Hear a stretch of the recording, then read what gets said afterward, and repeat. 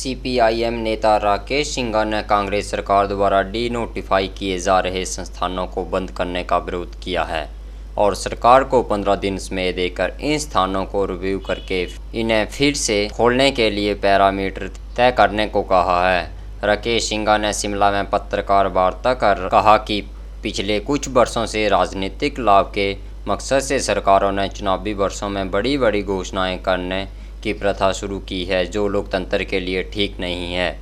राकेश सिंघा ने कहा कि अगर सरकार ने इसको लेकर कोई निर्णय नहीं किया तो लोगों को जागरूक कर बड़ा आंदोलन शुरू किया जाएगा। सिंघा ने कहा कि पिछले 5 वर्षों में हिमाचल प्रदेश में भर्तियों में धांधली की बातें सामने आई हैं। पिछले कल JOIT पेपर लीक को लेकर जो लोग गिरफ्तार हुए हैं उसकी गहनता से जांच की जानी चाहिए। इसके अलावा लोक सेवा आयोग के माध्यम से भी असिस्टेंट प्रोफेसर के पदों के लिए नियमों को बदला गया है, जिस पर पूर्ण विचार किया जाना चाहिए। जो हमारी पार्टी का पक्ष है, जो ज्वलंत मुद्दे सामने आए हैं चुनाव के बाद, पहला ज्वलंत मुद्दा है जो बहुत से अलग अलग ऑफिसेज चुनावी वर्ष में खोले गए थे, संस्थाएं खोली गई थी। उसके बारे में हम बहुत स्पष्ट है कि जो एक फैसिलिटी लोगों को एक दफा दे दी गई है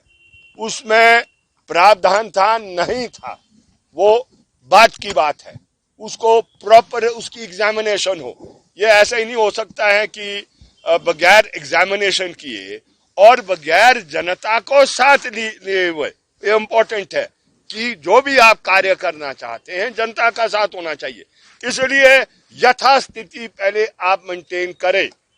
जो बंद कर दिए हैं उसको वो खुला रखिए, प्रॉपर एग्जामिनेशन कीजिए, विपक्ष को भी साथ लीजिए और फिर एक एक के ऊपर क्या कमी पेशी है उसको जनता को कॉन्फिडेंस में लेकर ही कार्य होना चाहिए, ऐसा हमारा मानना है।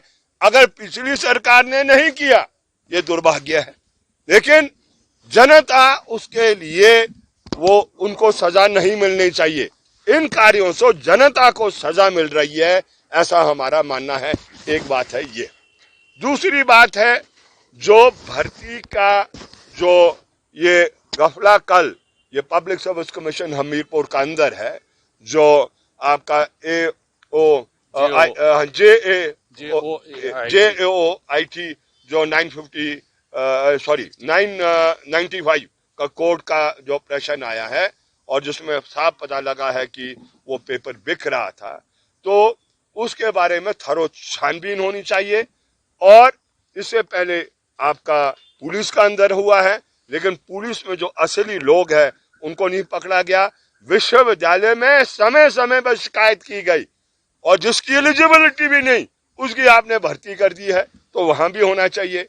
और पब्लिक सर्विस कमीशन में जहां आपने RNP रूल्स बदले हैं, जहां पर आपने मेरिट को दरकिनार किया है, जिस मेरिट के आधार को के ऊपर सिलेक्शन नहीं होती है, सिर्फ वो आपके इंटरव्यू के आधार पर वो सिलेक्शन होती है, वो हमें मान्य नहीं है।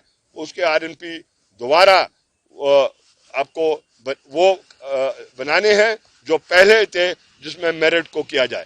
और जो पब्लिक सर्विस कमीशन में पेपर करेक्शन को आउटसोर्स कर दिया है, वो भी दुर्भाग्य है। आप पेपर करेक्शन को आउटसोर्स कर देंगे, उसकी मार्किंग को आउटसोर्स कर देंगे, तो वो अच्छी बात नहीं है। आप जानते हैं कि जो प्राइवेट कंपनीज हैं वो किस तरीके से मार्किंग करेंगे, वो बिक सकता है, वो उसमें हेरा फेरी हो सकती है।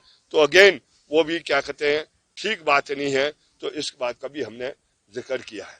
चल रहा है सीमेंट प्लांट का अडानी जो अपने हजारेदारी पैदा करना चाहता है ट्रांसपोर्टेशन को लेकर, 10 दिन का मौका दिया है। हम ट्रांसपोर्ट यूनियन से अपील करना चाहते हैं अपनी व्यापक एकता को बनाए रखे। और सिर्फ अपनी व्यापक एकता नहीं, ये प्रश्न सीमेंट उद्योग और जो ट्रांसपोर्टर्स हैं उसका मसला नहीं है, यह हिमाचल प्रदेश की जनता का मसला है। और इसलिए व्यापक जनता की एकता को बनाने के लिए ट्रांसपोर्टर्स पहलकदमी करें और हम उनको वायदा देना चाहते हैं, उनके साथ वायदा करना चाहते हैं कि हमारी पार्टी उनके साथ कांधा से कांधा मिला के खड़ी रहेगी अगर अडानी वो बदमाशी करने की कोशिश करेंगे।